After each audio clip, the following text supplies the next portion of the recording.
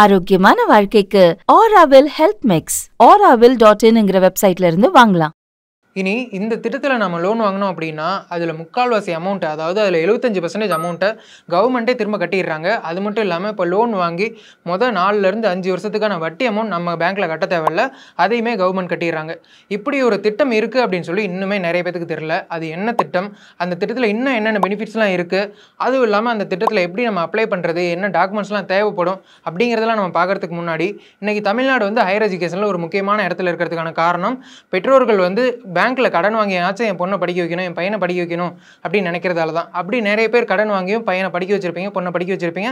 இப்போ அந்த லோன் அமௌண்ட்டை கட்டிகிட்டு இருப்பீங்க அல்லது கட்ட முடியாமல் தவிச்சிக்கிட்டு இருப்பீங்க. அவங்க தெரிஞ்சுக்கிறதுக்கான முக்கியமான விஷயங்களும் இந்த வீடியோவில் இருக்குது. இல்லை நான் புதுசாக இப்போ தான் லோன் வாங்கலான்னு இருக்கேன், எனக்கு தெரிஞ்சவங்க லோன் வாங்கலான்னு இருக்காங்க, அவங்களுக்கு தெரியப்படுத்தணும்னு இருக்கேன் அப்படின்னாலுமே இந்த வீடியோவை நீங்கள் ஃபுல்லாக பாருங்கள். இப்போது இந்த எஜுகேஷன் லோன் அப்படின்னு சொன்ன உடனே நமக்கு முதல் சந்தேகம் என்ன வரும்னா, இப்போ நம்ம காலேஜில் சேர்ந்ததுலேருந்து முடிக்கிறதுக்குள்ளே ஏகப்பட்ட ஃபீஸ் கேட்பாங்க, எடுத்ததுக்கெல்லாம் காசு கட்ட சொல்லுவாங்க, அதுக்கு எல்லாமே பேங்க்லேருந்து லோன் அமௌண்ட்டாக கொடுப்பாங்களா அப்படின்னு கேட்டிங்கன்னா, இப்போ நீங்கள் 12th முடிச்சிருக்கீங்க, யூஜி பண்ணாலும் சரி அல்லது யூஜி முடிச்சுட்டு பிஜி பண்ண போகிறோம் அப்படின்னாலுமே சரி, ரெண்டுக்குமே லோன் அமௌண்ட் தருவாங்க. அதுக்கு நீங்கள் என்ன பண்ணணும்னா, இப்போ காலேஜ் ஃபீஸ், அதாவது tuition fees, bus fees, hostel fees, இந்த மாதிரி ஏகப்பட்ட ஃபீஸ் இருக்கும்.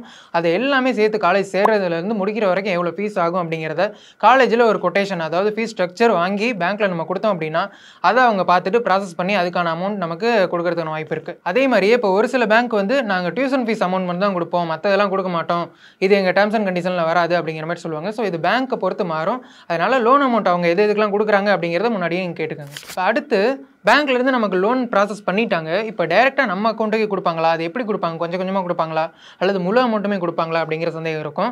இப்போ இதை பொறுத்த வரைக்கும் ஸ்டூடெண்ட்டோட அக்கௌண்ட்டுக்கும் ஒரு சில பேங்க்கு கொடுக்குறாங்க.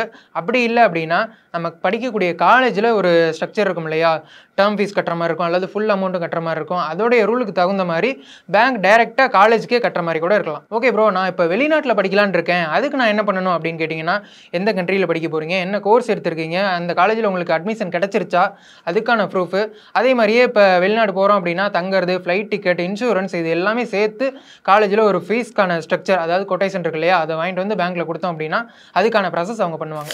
ஓகே, இப்போ லோன் வாங்குறது கூட எப்படியாச்சும் நம்ம வாங்கிடலாம், ஆனால் அது திரும்ப கட்டுறதுல தான் நிறைய பிரச்சனைகள் இருக்குது. ஒருவேளை நமக்கு வேலை கிடைக்கல, நம்மளால் லோனை கட்ட முடியல தொடர்ந்து அப்படிங்கும்போது பேங்க்லேருந்து நிறைய குடைச்சல் கொடுக்கறதுக்கான வாய்ப்பு இருக்குது. அன்வான்டாக கால் பண்ணுறது, பப்ளிக்கில் நம்மளை அசிங்கப்படுத்துறது, பேங்க்கில் வந்து நம்மளுடைய ஃபோட்டோ ஒட்டி இவங்க வந்து லோன் கட்டலை அப்படின்னு சொல்லி எல்லாருக்கும் தெரியப்படுத்துறது, இந்த மாதிரி விஷயங்கள்லாம் பண்ணக்கூடாது அப்படின்னு சொல்லி சுப்ரீம் கோர்ட்டும் ஹைகோர்ட்டும் நிறைய விஷயங்கள் சொல்லியிருக்காங்க. இருந்தாலும் நிறைய இடத்துல நடந்துட்டு தான் இருக்குது. இப்போ ஹோம் லோனுக்குலாம் பார்த்தீங்கன்னா வீட்டில் போயிட்டு இந்த வீடு கடனில் இருக்குது அப்படின்னு சொல்லலாம் எழுதி வச்சுருவாங்க. இப்போ ரீசெண்டாக கூட ஒரு விஷயம் நடந்து, இந்த மாதிரி எந்த கடன் வாங்கினாலும் எஜுகேஷன் லோன் மட்டும் இல்லை, எந்த கடன் வாங்கி நம்ம கட்டலனாலுமே இந்த மாதிரி விஷயங்கள்லாம் நடக்கிறதுக்கு வாய்ப்பு இருக்குது. இந்த மாதிரி அன்வான்டான செயல்களில் ஈடுபடக்கூடாது அப்படின்னு சொல்லி கவர்மெண்ட் ஒரு கைட்லைனே கொடுத்துருக்காங்க ஆர்பிஐலேருந்து. அதே போலவே இப்போ லோன் அமௌண்ட் நம்ம வாங்குறோம் அப்படின்னா நமக்கு யாராச்சும் கேரண்டி கையெழுத்து போட்டிருப்பாங்க, அந்த மாதிரி கையெழுத்து போட்டிருக்கவங்க வேறு ஏதாச்சும் ஒரு லோன் வாங்கியிருந்தாங்க அப்படின்னா அதை அவங்க கட்டிகிட்டு இருப்பாங்க. அந்த லோனோட இந்த கட்டாத எஜுகேஷன் லோனையும் இணைச்சி விட்ருவாங்க. அந்த மாதிரி விஷயங்கள்லாம் பண்ணக்கூடாது அப்படின்னு சொல்லியும் கோர்ட்டில் சொல்லியிருக்காங்க. இந்த மாதிரி பேங்க் வந்து ரூல்ஸை மீறி எந்த விஷயம் பண்ணாலுமே நம்ம ஆம்புட்ஸ்மேன்ட்ட கம்ப்ளைண்ட் பண்ணலாம், கம்ப்ளைண்ட் பண்ணி அதுக்கான ஆக்ஷனும் எடுக்க முடியும். ஓகே, இப்போ நம்ம லோன் வாங்கிட்டோம், ஆனால் வேலை கிடைக்கல, லோன் கட்ட முடியல. அப்படி இருக்கும்போது கவர்மெண்ட் நாம் படி பேங்க் ஒரு ஆக்ஷன் எடுப்பாங்கல்ல, அப்படி அவங்க என்ன ஆக்ஷன் எடுப்பாங்க, நாம் அதுக்கு என்ன பண்ணணும் அப்படிங்கிற விஷயங்களை தெரியறதுக்கு முன்னாடி நான் ஒரு திட்டம் சொன்னேன் இல்லையா, கவர்மெண்ட் ஸ்கீமில் அப்ளை பண்ணோம் அப்படின்னா கவர்மெண்ட்டே அந்த லோன் அமௌண்ட்டை திரும்ப கட்டிடுறாங்க, நிறைய சலுகைகள்லாம் இருக்குன்னு சொல்லி. இப்போ நம்ம எந்த ஒரு லோன் வாங்கணும்னாலுமே அதுக்கு கொலாட்ரல், அதாவது கேரண்டி கையெழுத்து யாராச்சும் போட்டாகணும். அவங்க என்ன ப்ராப்பர்ட்டி வச்சுருக்காங்க, எவ்வளோ சம்பாதிக்கிறாங்க, இந்த மாதிரி விஷயங்கள்லாம் பார்ப்பாங்க. ஆனால் இந்த திட்டத்தில் நம்ம எஜுகேஷன் லோன் அப்ளை பண்ணோம் அப்படின்னா எந்த ஒரு கேரண்டி கையெழுத்தும் யாரும் போட தேவையில்லை. ஏன் அப்படின்னா கவர்மெண்ட்டே 75% லோன் அமௌண்ட்டுக்கான கேரண்டி கொடுக்குறாங்க. அதனால தான் அந்த நம்பிக்கையில் தான் பேங்க்கும் நமக்கு லோன் அமௌண்ட் கொடுக்குறாங்க. ஒருவேளை நம்மளால் லோன் அமௌண்ட்டை கட்ட முடியாத ஒரு சூழ்நிலை வரும்போது கவர்மெண்ட்டே வாங்குற அசல் அமௌண்ட்டில் 75% அமௌண்ட்டை பேங்க்கு கொடுத்துட்றாங்க. அது என்ன சென்ட்ரல் கவர்மெண்ட் திட்டம்னா PM விஜயலட்சுமி ஸ்கீம் அப்படின்னு சொல்லி சொல்லுவாங்க. அந்த திட்டத்தில் விஜயலட்சுமி போர்ட்டல் அப்படின்னு சொல்லி ஒரு போர்ட்டல் இருக்குது. அந்த போர்ட்டலில் தான் நம்ம போய் இந்த ஸ்கீமுக்கு அப்ளை பண்ணணும். அதே மாதிரியே இந்த திட்டத்தில் நம்ம அப்ளை பண்ணி அதிகபட்சமாக நம்மளோட எஜுகேஷன் லோன்னா 7.5 லட்ச ரூபாய் வரைக்கும் அமௌண்ட் வாங்க முடியும். இப்போது அப்ராடில் நம்ம போய் படிக்க போகிறேன், வெளிநாட்டில் படிக்க போகிறேன் அப்படின்னா இந்த திட்டம் அதுக்கு கவர் ஆகாது. இந்த வீடியோவில் ஸ்டார்டிங்லேயே இந்த ஸ்கீமில் நம்ம அப்ளை பண்ணோம் அப்படின்னா கவர்மெண்ட்டே 75% அமௌண்ட் வந்து பேங்க்குக்கு கொடுத்துருவாங்க அப்படின்னு சொல்லி சொன்னேன் இல்லையா. அது எந்த சுச்சுவேஷன்லனா, இப்போ நம்ம லோன் வாங்கியிருக்கோம், லோன் வாங்கினதுக்கப்புறமா மொரட்டோரியம் பீரியட் சொன்னேன் இல்லையா, அந்த பீரியட்லாம் முடிஞ்சிருச்சு. அந்த பீரியட் முடிஞ்சு நம்ம வேலைக்கு போனாலும் சரி போகலனாலும் சரி நம்ம கண்டிப்பாக மாதம் மாதம் EMI அமௌண்ட் கட்டி தான் ஆகணும். அப்படி நம்ம கட்டலை அப்படின்னா, கட்டாமல் ஒரு 3 மாதம் காசை விட்டோம்னாலுமே நம்மளுடைய அக்கௌண்ட் வந்து என்பி அக்கௌண்ட், அதாவது நான் பெர்ஃபார்மிங் அசெட் அப்படிங்கிற ஒரு அக்கௌண்ட்டாக மாறிடும். அப்படி மாறிடுச்சு அப்படிங்கும்போது அந்த சிச்சுவேஷனில் பேங்க் நம்மளை கட்ட சொல்லுவாங்கல்ல, நம்மளால் கட்ட முடியல அப்படிங்கும்போது கவர்மெண்ட் இந்த இடத்துல பொறுப்பு கொடுத்துருக்காங்க இல்லையா, அதாவது கேரண்டி கொடுத்துருக்காங்க இல்லையா, 75% அமௌண்ட்டை நான் கட்டுறேன்னு சொல்லி அசல் அமௌண்ட்டில் 75% கவர்மெண்ட் பேங்க்கு கட்டிடுவாங்க. ஓகே, நமக்காக தான் கவர்மெண்ட் பேங்க்குக்கு கட்டிட்டாங்களே, நம்ம கட்ட தேவையில்லை அப்படின்னு நினச்சிங்கன்னா அதான் கிடையாது. இந்த இடத்துல கவர்மெண்ட் பேங்க்குக்கு தான் கட்டியிருக்காங்களே தவிர நம்மளுடைய கட்ட வேண்டிய அமௌண்ட் வந்து லோன் அமௌண்ட் அப்படியே தான் இருக்கும். பேங்க்கு நம்மள்ட்ட இருந்து என்னைக்கா இருந்தாலும் அதை வாங்கி தான் தருவாங்க. என்ன ப்ரோ இதுக்கு பருத்தி மூட்டை குடோன்லேயே இருக்கலாமே அப்படின்னு சொல்லி நீங்கள் நினச்சிங்கன்னா, இன்றைக்கி நம்ம ஒரு எஜுகேஷன் லோன் வாங்க போகிறோம், 7.5 லட்ச ரூபாய்க்கு வாங்க போகிறோம் அப்படின்னா எந்த ஒரு சியூரிட்டி கேட்காம யார் கொடுப்பா? கவர்மெண்ட் இதுக்காக கொடுத்து ஒரு ஸ்கீமை உருவாக்கி 75% நாங்கள் கொடுக்குறோம் அப்படின்னு சொல்லியிருக்காங்க. அப்படிங்கும்போது நம்ம அதை யூஸ் பண்ணிக்கிட்டு அதுக்கான அமௌண்ட்டை நான் ரீபே பண்ணுறது நம்மளுடைய கடமை தானே. ஸோ இதை நம்ம பண்ணாமல் விட்டுட்டோம் அப்படின்னா என்ன பாதிப்பு வரும் அப்படின்னு கேட்டிங்கன்னா, சென்ட்ரல் கவர்மெண்ட்டுடைய நேஷனல் கிரெடிட் கேரண்டி கமிட்டி வந்து நம்மளை லோன் கட்டாதவங்களை பிளாக் லிஸ்ட்டில் ஆட் பண்ணிடுவாங்க. அப்படி ஆட் பண்ணிட்டாங்க அப்படின்னா லோன் கட்டாததுக்கான பாதிப்புகள் நிறைய நமக்கு வரதுக்கான வாய்ப்பு இருக்குது. என்ன அப்படின்னா, இப்போ நம்மளுடைய சிபில் ஸ்கோர் பாதிக்கிறது, அதுவும் இல்லாமல் இப்போ கவர்மெண்ட்லேருந்து ஏதாச்சும் ஒரு சப்சிடி கொடுக்குறாங்க அல்லது ஒரு ஸ்காலர்ஷிப் கொடுக்குறாங்க அப்படின்னா அதில் நம்மளுடைய பெனிஃபிட் அடைய முடியாமல் இருக்கலாம். வேலைக்கு போகிறோம் அப்படின்னா இப்போ ஜாப் வெரிஃபிகேஷனில் இதுக்கான பாதிப்பு இருக்கலாம். அதே பேங்க்லேயோ அல்லது வேறு எந்த பேங்க்லேயோ லோன் ஃபியூச்சரில் வாங்க முடியாததுக்கான பாதிப்புகளும் இருக்கலாம். இந்த மாதிரி பாதிப்புகள்லாம் நமக்கு நடக்காமல் இருக்கணும் அப்படின்னா, இப்போ நம்ம ஒரு லோன் வாங்கியிருக்கோம், வேலை கிடைக்கல, என்னால் லோன் கட்ட முடியல அப்படிங்கும்போது பேங்க்கில் போயிட்டு பேங்க் மேனேஜர்கிட்ட சுச்சுவேஷனை எக்ஸ்பிளைன் பண்ணி அல்லது லோக் அதாலத் கோர்ட்டில் போயிட்டு சுச்சுவேஷனை எக்ஸ்பிளைன் பண்ணி என்னால் இவ்வளோ தான் கட்ட முடியும், என்னுடைய சுச்சுவேஷன் இப்படி தான் இருக்குது, ஃபேமிலி பேக்ரவுண்ட் இப்படி தான் அப்படின்னு சொல்லி அவங்கள்ட்ட கோரிக்கை வச்சு ஒன் டைம் செட்டில்மெண்ட்டாக ஏதாச்சும் ஒரு அமௌண்ட் கட்ட முடியுமா அப்படின்னு சொல்லி பாருங்கள். அப்படி கட்டாமல் நம்ம விட்டுட்டோம் அப்படின்னா அதுக்கான பாதிப்பில் நம்ம தான் ஃபேஸ் பண்ணுற மாதிரி இருக்கும். பேங்க்குமே சர்ஃபேசி ஆக்ட் அப்படின்னு சொல்லி ஒரு சட்டம் இருக்குது. அந்த சட்டப்படி நம்ம மேலே ஆக்ஷன் எடுக்கிறதுக்கான வாய்ப்பு இருக்குது நம்ம லோன் கட்டாத பட்சத்தில். அப்படி சட்டத்தை மீறி அவங்க நடந்தாலுமே நமக்கு ஒரு ட்ரிபியூனல் இருக்குது, டிஆர்டி ட்ரிபியூனல் அப்படின்னு சொல்லி சொல்லுவோம். அந்த ட்ரிபியூனல் நம்ம முறையிடலாம். முன்னையே சொன்ன மாதிரி லோக் அதாலத்தில் போயிட்டு நம்ம முறையிடலாம். ஒருவேளை பேங்க் வந்து சட்டப்படி செயல்படாமல் அத்துமீறி நம்மள்ட்ட நடந்துக்கிறாங்க அப்படிங்கிற பட்சத்தில் அதிலிருந்து நம்மளை தற்காத்துக்கிறதுக்கான வாய்ப்புகளும் இருக்குது. அதோட இந்த திட்டத்தில் வந்து வட்டி மானியமும் தராங்க.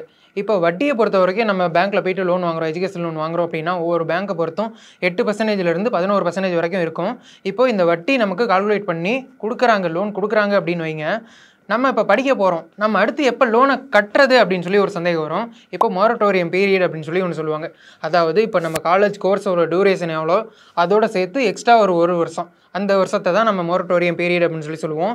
இப்போ இந்த டைம் பீரியட் முடிஞ்சதுக்கப்புறமா மாதம் வட்டி முதலுமா நம்மளுடைய லோன் அமௌண்ட்டை திரும்ப கட்டுற மாதிரி இருக்கும். அப்படி இருக்கும்போது இந்த மொரட்டோரியம் பீரியட் அப்படின்னு சொல்லி சொன்னேன் இல்லையா, இது வந்து 4 வருஷமோ 5 வருஷமோ இருக்கிறதுக்கான வாய்ப்பு இருக்குது. இந்த டைம்லையுமே நமக்கு வட்டி கால்குலேட் பண்ணிட்டு இருப்பாங்க அந்த அமௌண்ட்டுக்கு. இந்த வட்டியை தான் கவர்மெண்ட் வந்து மானியமாக கொடுக்குறாங்க. அதாவது கவர்மெண்ட்டே பேங்க்குக்கு கட்டிடுவாங்க. அது என்ன கண்டிஷன் அப்படின்னா, இப்போ நம்ம வாங்குற அமௌண்ட் வந்து 4.5 லட்ச ரூபாய்க்குள்ளே இருந்தது அப்படின்னா இந்த வட்டி மானியம் நமக்கு கிடைக்கும். இதுவே 4.5 லட்ச ரூபாய்க்கு மேலே நம்ம வாங்கியிருக்கோம் அமௌண்ட், லோன் அமௌண்ட் வாங்கியிருக்கோம் அப்படின்னா நம்மளுடைய வட்டியிலேருந்து 3% வந்து மானியமாக தராங்க.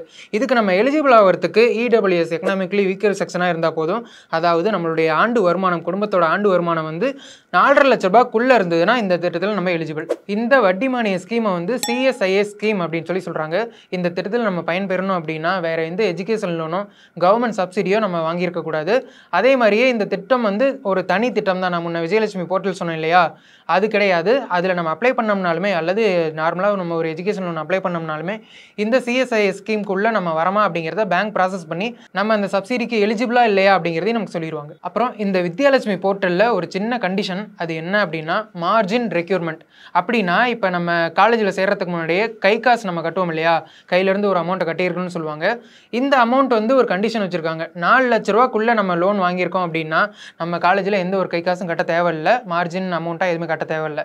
இதுவே 4 லட்ச ரூபாயிலேருந்து 7.5 லட்ச ரூபாக்குள்ளே அமௌண்ட் வாங்குறோம் அப்படின்னா நம்ம அதுக்கு மார்ஜின் அமௌண்ட்டாக ஒரு 5% அமௌண்ட்டை நம்ம கட்டணும் அப்படின்னு சொல்லி சொல்கிறாங்க. அதாவது இப்போ 6 லட்ச ரூபா நம்ம அமௌண்ட் வாங்குற லோனா அப்படின்னா அதில் 5% கிட்டத்தட்ட 30,000 ரூபா நம்ம கை காசு போட்டு கட்டணும் அப்படின்னு சொல்லி சொல்கிறாங்க. அடுத்ததாக நம்ம இந்த எஜுகேஷன் லோன் மட்டும் இல்லை, எந்த ஒரு லோன் வாங்கினோம்னாலுமே இன்சூரன்ஸ் அதோட சேர்த்து எடுத்துக்கோங்க அப்படின்னு சொல்லி சொல்லுவாங்க. அது வந்து ஆப்ஷனல் தான், ஆனால் நம்ம எடுத்துக்கிறது கொஞ்சம் பெட்டர். ஏன் அப்படின்னா இப்போ நம்ம மாதம் இஎம்ஐயோட சேர்த்து இன்சூரன்ஸ்க்கான அமௌண்ட்டு கட்டிகிட்டு இருப்போம். எதிர்பாராத ஒரு விதமாக ஏதோ ஒரு சூழலில் நமக்கு ஏதாச்சும் ஆயிடுச்சு அப்படிங்கும்போது பேங்க் வந்து அந்த இன்சூரன்ஸ் அமௌண்ட்லேருந்து அமௌண்ட்டை எடுத்து இந்த லோன் அமௌண்ட்டை ரெக்கவர் பண்ணிடுவாங்க. நம்ம வீட்டில் இருக்கவங்கள தொந்தரவு பண்ண மாட்டாங்க. இந்த ஒரு பெனிஃபிட் இருக்குது. ஸோ இன்சூரன்ஸ் அமௌண்ட்டை எடுக்கிறது உங்களுடைய ஆப்ஷன் தான். எடுக்கணும் அப்படின்னா எடுத்துக்கலாம். ஓகே, இப்போ இந்த எஜுகேஷன் லோனுக்கு என்னென்ன நெசசரியாக தேவைப்படும், என்னென்ன விஷயங்கள்லாம் இருக்குது அப்படிங்கிறத பார்த்தோம். முன்ன ஸ்கீம் சொன்னேன் இல்லையா, வித்யாலட்சுமி போர்ட்டல், அதில் எப்படி அப்ளை பண்ணுறது அப்படின்னா, வித்யாலட்சுமி போர்ட்டல் அப்படின்னு சொல்லி சென்ட்ரல் கவர்மெண்ட்டோட போர்ட்டல் இருக்குது.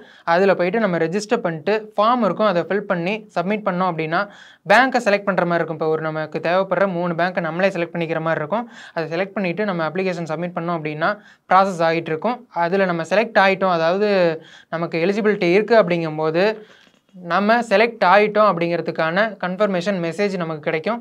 அதுக்கப்புறமா பேங்க்கில் போய்ட்டு நம்மளுடைய லோன் அமௌண்ட்டை ப்ராசஸ் பண்ணி வாங்கிக்கலாம். இதுக்கு என்னென்ன டாக்குமெண்ட்ஸ் தேவைப்படும் அப்படின்னா, ID proof, address proof, photo, 10th 12th mark sheet. UG பண்ணுறோம் அப்படிங்கும்போது அதுக்கு 10th 12th mark sheet okay தான். இதுவே பிஜி பண்ண போகிறேன் அப்படின்னா யூஜி முடிச்சதுக்கான மார்க் ஷீட், ஸோ அதுக்கான ப்ரூஃப் நம்ம கொடுக்குற மாதிரி இருக்கும். அவ்வளவுதாங்க. இந்த வித்யாலட்சுமி போர்ட்டலில் எப்படி எஜுகேஷன் லோன் வாங்கலாம் அப்படிங்கிறத பார்த்துட்டோம்.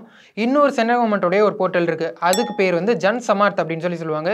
இந்த 2 போர்ட்டலில் எதில் வேணுமோ நம்ம எஜுகேஷன் லோன் அப்ளை பண்ணி வாங்கிக்கலாம். நீங்கள் இந்த 2ல் எந்த போர்ட்டலில் அப்ளை பண்ணி எஜுகேஷன் லோன் வாங்கியிருக்கீங்க அப்படிங்கிறத கமெண்ட்டில் சொல்லுங்கள். அதே மாதிரியே ஆல்ரெடி எஜுகேஷன் லோன் வாங்கி இப்போ கட்டிக்கிட்டு இருக்கேன், அதனால் நிறைய ப்ராப்ளம்லாம் ஃபேஸ் பண்ணியிருக்கேன் அப்படின்னா அது என்ன அப்படிங்கிறதையும் கமெண்ட்டில் சொல்லுங்கள். தேங்க்யூ. பணம் எப்படி வேணால் சம்பாதிக்கலாம், ஆனால் படிப்பு தான் மரியாதையை சம்பாரிச்சு தரும்.